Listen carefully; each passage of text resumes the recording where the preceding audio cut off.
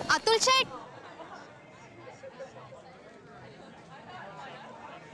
बोला. काय काम? काम नाही, काम काहीच नाही. काम काय नाहीये तर मग मी काय रस्त्यावर चालत निघालेला सेलिब्रिटी आहे मला आवाज द्यायला?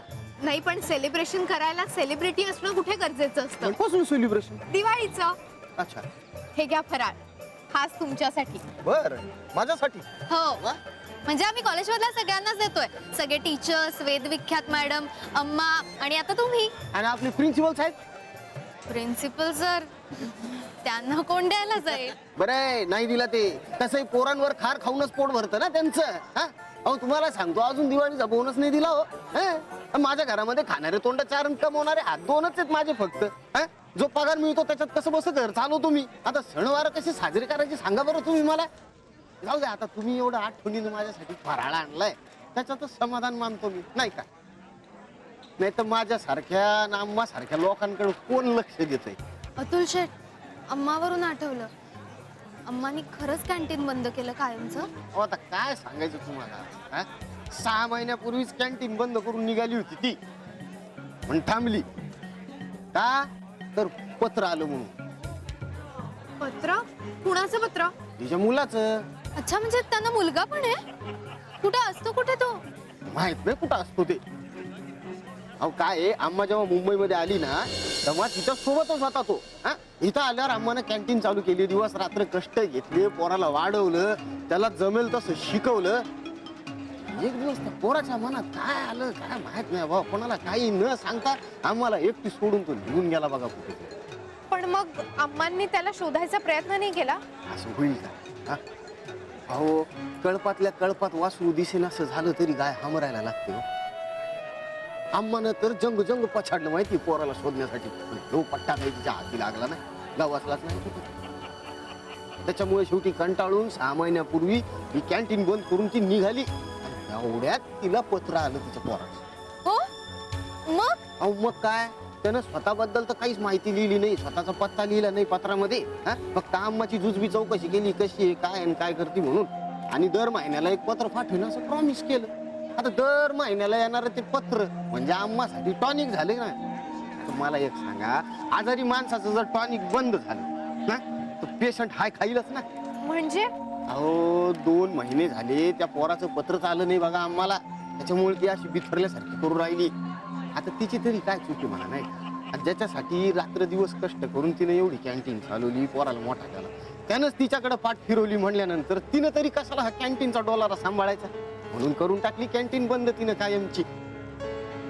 या अशी स्टोरी अम्माची. पण आता काय, प्रत्येकाच्या लाईफ मध्ये असतोच ना एखादा असा किस्सा. हा, अम्माचा किस्सा बस. अम्माचा हा किस्सा आहे ना, किस्सा बनून राहून एवढं वाटतं बघा मनाला माझ्या. म्हणजे कसं की तिचा पोरगा तिच्याकडे परत यावा, ह्या किस्स्याची एक फिल्म म्हणा. ते फिल्म संपताना नसतं लिहिलं, ते लिहितात ना बघा ते काय, दे लिव्ह हॅपी आफ्टर वगैरे, हॅपी एंडिंग काहीतरी, तसं काहीतरी व्हावं अम्मा असं वाटतं. अच्छा, मग ह्या वेळेला वॉर्निंग लेटर नको, तिच्याही नावाचं रस्टिकेशन लेटर लिहा आणि मला आणून द्या. मी स्वतः जाऊन देतो तिला. बघू कशी जुमानत नाही ती. अम्मा, अम्मा, आम्ही सगळ्या मुलांना तुमची उधारी परत करायला लावू.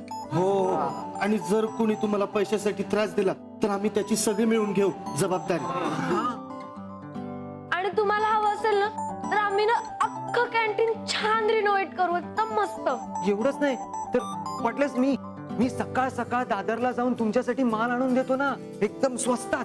अरे लेकिन क्यों क्यों कर रहे हैं मेरे लिए इतना?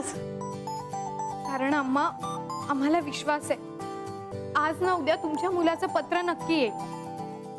आणि जेव्हा ते पत्र येईल ना ते आम्हाला सगळ्यांना तुम्ही इकडे हव्यात. तुम्हाला सगळ्यांना माझ्या नशिबावर एवढा विश्वास आहे? नशिबावर नाही अम्मा, तुमच्या पुण्याईवर. आम्हा सगळ्यांना खात्री अम्मा, तुमच्या मुलाचं पत्र नक्की येईल.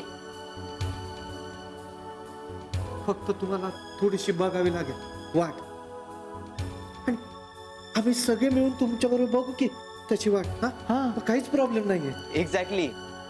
सगळ्यांनी एकत्र मिळून वाट बघितली ना की वेळ पटकन निघतो असं म्हणतात. सो अम्मा, यापुढे तुम्ही एकट्या नाही आहात. आम्ही सगळे तुमच्या बरोबर वाट बघणार आहोत. तुमच्या मुलाच्या लेटरची. हा हे पोरांनो, अरे तुम्ही सगळेजण इथं काय करताय? काल अरे तो प्रिन्सिपल रेस्टिकेशन लेटर घेऊन निघालाय ना इकडंच. काय रस्टिकेशन लेटर कुणाचं? तुमचं नाही, अम्माचं. हे कॅन्टीन जर कायमचं क्लोज करायचं नसेल ना अम्मा, तर प्रिन्सिपल यायच्या आत ते पटकन ओपन करा. ओपन? अरे कैंटीन तो मैं ओपन कर दूंगी, पर खाने को कौन बनाएगा? का सगळ्यांना लगेच कामावरनं काढून पण टाकलंस? वो काढला नाही, वो सबको छुट्टी दिया ना. झालं, आता तू पण जा त्यांच्या सोबत कायमची सुट्टीवर.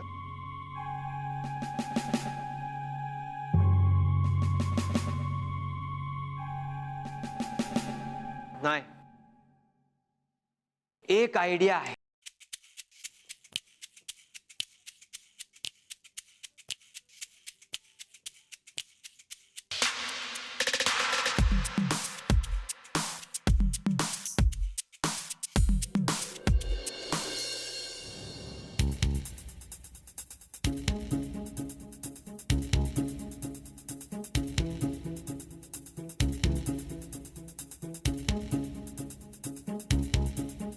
कॅन्टीन सुरू आहे.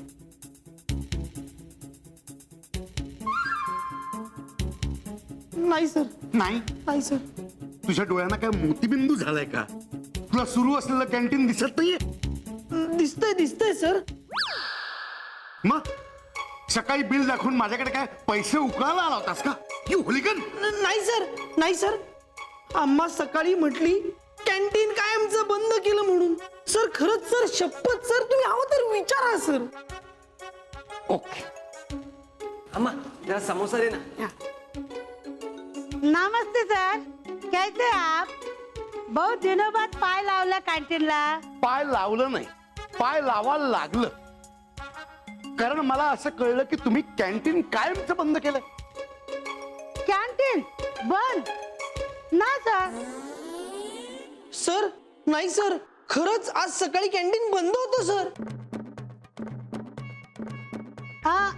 ते सकाळी सकाळी ते जरा आज सर जरा देर से खोला. उशिरा कुणाच्या परमिशन?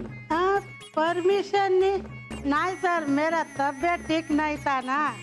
अभी बीमार पड़ने के लिए क्या तुम्हारा परमिशन लेना चाहिए क्या? सर नाही सर, ही खोटं बोलती अम्मा सर. काही आजारी बिमार वगैरे नव्हती. हिने आता जस्ट थोड्या वेळापूर्वी कॅन्टीन उघडलं असेल सर. हो सर. ए, मैं काकू झूठ बोलू रे? पाहिजे तो ये बच्चे लोग को पूछो. ए, मैंने कैंटीन का भी खोला रे. सकाळी. हो हो सकाळी. हो एक अर्धा तास लेट झाला असेल. ते पण का? कारण अम्माची तब्येत जरा बरी नव्हती सर. सर तुम्ही काय घेणार का? नो, तुम्ही खा, पोटभर खा. रिझल्ट लागेपर्यंत. कारण कोणाला माहिती नंतर तुम्हाला ह्या कॅन्टीन मध्ये खाता येईल की नाही. तुम्हाला लक्षात आहे ना, तुमच्यापैकी एकालाही केटी लागली तर तो रस्टिकेट होईल.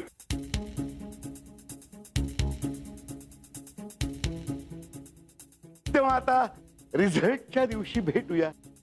Till then enjoy your food. You hooligan, तू मला माझ्या कॅबिन मध्ये भेट. सर पण सर सर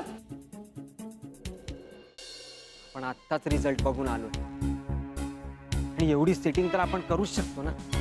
काय मग आता सांगा, काय लागलाय रिझल्ट? आपल्यातल्या एकाला घरी जावं लागणार. म्हणजे म्हणजे